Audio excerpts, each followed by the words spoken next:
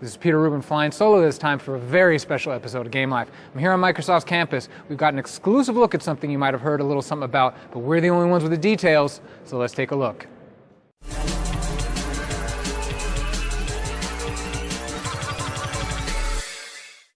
Why do I look like a Clayman right now?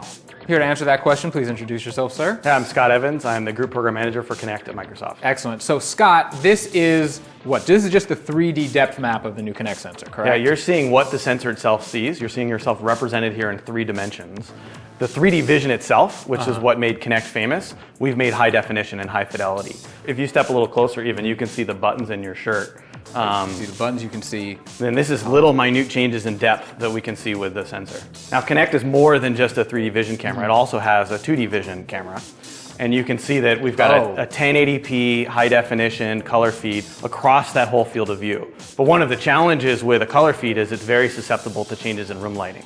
So we've introduced a new technology we call active IR. Yeah, and the magic here is really in how it filters out room lighting. And a good way to show that is we can lower the lights in this room, we can close the blinds, and you'll see that that color image becomes unusable, but this active IR image is completely unchanged.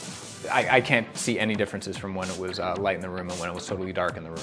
And another fun way to show this technology at work, we'll use this little flashlight here, and you can simulate a lamp, for example, on the side. And we'll go back to color, and you can imagine if a lamp was sitting next to you on the end table, completely washing out only half of your face. And if we go back to active IR, we can see that that light is completely removed from the scene. Let's bring the lights back up. Okay, yeah, so all of this, I should just point out, this is just all what the Kinect sensor sees and hears before it gets worked into an experience for you at home with the Xbox. Exactly. And now the first capability is skeletal tracking. Okay. This was one of the core techs that we introduced with Kinect for 360. And you see that we've taken skeletal tracking and leveraged that 3D vision and made it high definition as well. We've got more joints, more expressive movement. You can see the lean in your spine. You can shrug your shoulders. All of that movement is being represented here in your skeleton. We even have enough fidelity to show your hand joints, the tips of your fingers, your thumbs. So we can see pinches. Gun? It knows if I'm pointing a gun at the screen. Yep. What if I want to go menace to society and go from the side? Got it. Full gangster style.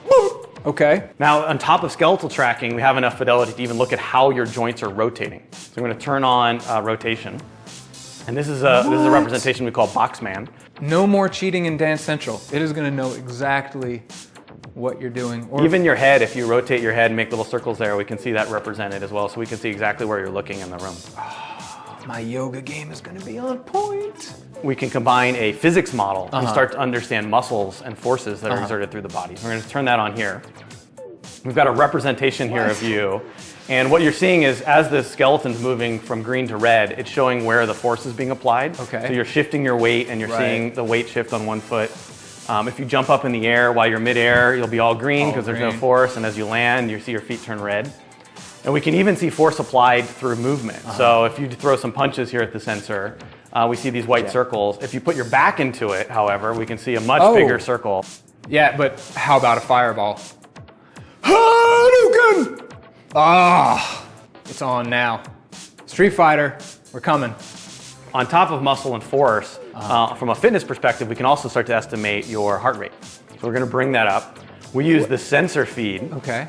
We can look for patches of your skin and look at micro fluctuations in the blood underneath your skin and estimate your heart rate from that. And then finally, we start to look at the people in the room and estimate moods and how they're feeling and how they're engaging with the system through what we call our expressions platform. We'll bring that up. And here you can see that we've zoomed in your face and we can show if you're neutral or smiling. We can see if you're looking at the system versus looking away. Maybe you're reading a newspaper or playing with your smartphone.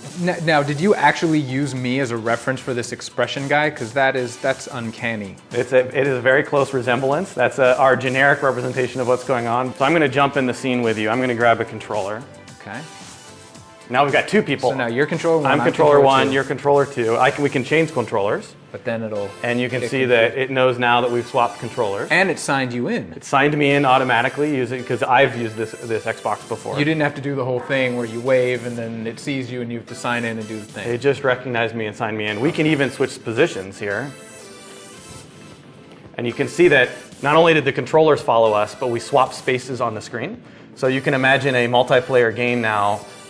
It doesn't matter where I'm sitting in the couch. I can jump in without any user interface, without any sign-in, and the screen can split relative to where I'm sitting in the room. We've got orientation, we've got muscle and force, we've got heart rate, we've got expression and engagement, we've got the dark. But what if we tie this all together and do 5 people in the dark? We can do 6, but we'll do 5 here to fit them in. All right, we'll slow it down for you then. So I'll bring up skeletal tracking again. Let's bring some friends in. Yeah, let's cut the lights. All right, totally dark. Totally dark. All right, guys, come on in. I'll switch over to active IR so we can see in the dark here. Good, bring in some people in here.